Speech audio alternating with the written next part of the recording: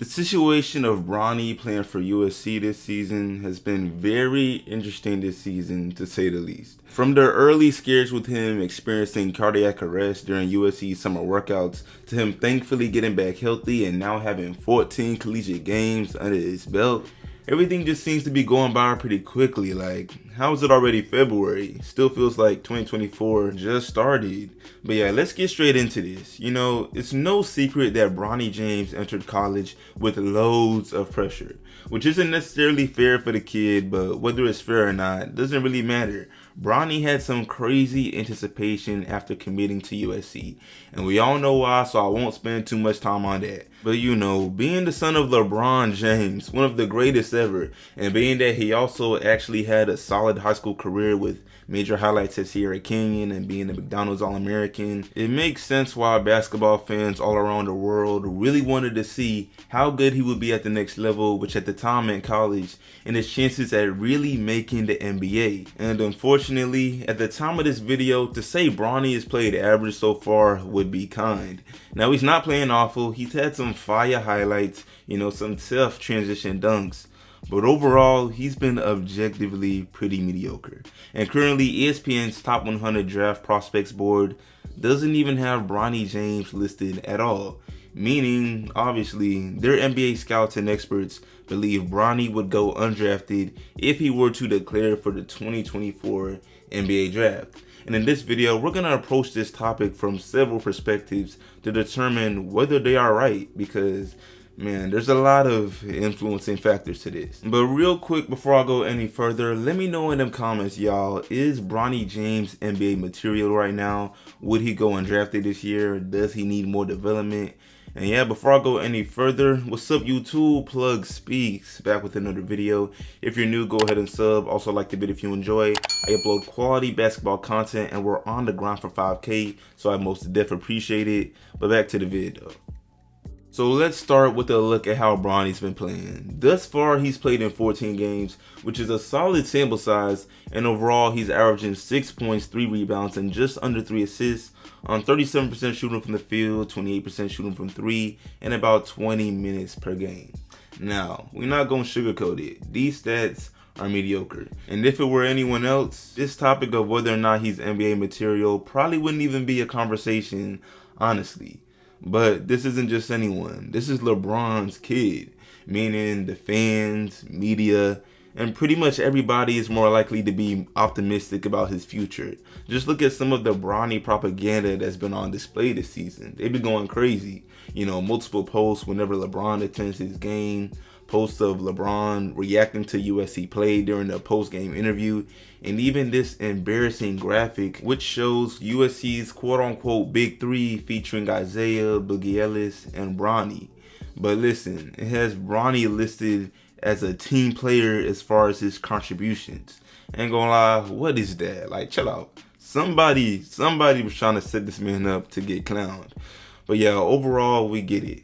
Bronny's easy to root for, and it'd be beautiful to see LeBron and Bronny share the court at the pro level. Come on now. But obviously, the man's got to get there first, and he's got to earn it to some extent. And the fact of the matter is, his production on the season doesn't do much to vouch for him. However, I don't want to just only focus on the stats entirely, because if we forget about the numbers for a second and key in on Bronny's abilities and best moments so far, it seems like he's a much better player than the numbers portray, and that with more development, he could be a problem. And I say this because in his play so far, he has at least shown us some nice things, such as offensively, he's shown an ability to get his shot off and knock it down, whether it be off a drive, a pull-up jumper, or a catch and shoot from deep. He just hasn't done it on a consistent basis yet.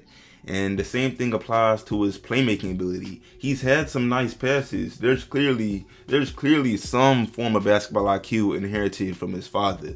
But he's not really in the position at USC where he's handling the ball much to even show that he can be a point guard and play make, because they have better options for point guards. And then defensively, there's not a lot to break down here, but Bronny at least remains engaged and puts in effort in trying to contain his matchup on a nightly basis. I know y'all seen that one block where he was really looking like LeBron out there with that chase down. You feel me? Stuff like that shows me there's hope. which is really, that's all you can ask of a 6'2", 6'3"-ish guard. I know ESPN has him listed at 6'4", but on the court, ain't gonna lie, he be looking like 6'3" at best. Y'all know how it gets. But yeah, Bronny's playstyle is NBA guard-esque, and I believe he just needs to maintain some consistency and good performance to really become a clear-cut NBA draft pick. But that's something which takes development, and another year or two at USC could definitely do that for him. However, by saying that, I've got to acknowledge that if he were to go ahead and declare for the NBA draft at the end of the season, he wouldn't really be in position to get drafted. But again, even in saying that, I'm not sure how true it is. And unfortunately, this is where things get much more controversial. You see, it's no secret that LeBron wants to play in the league with his son at some point.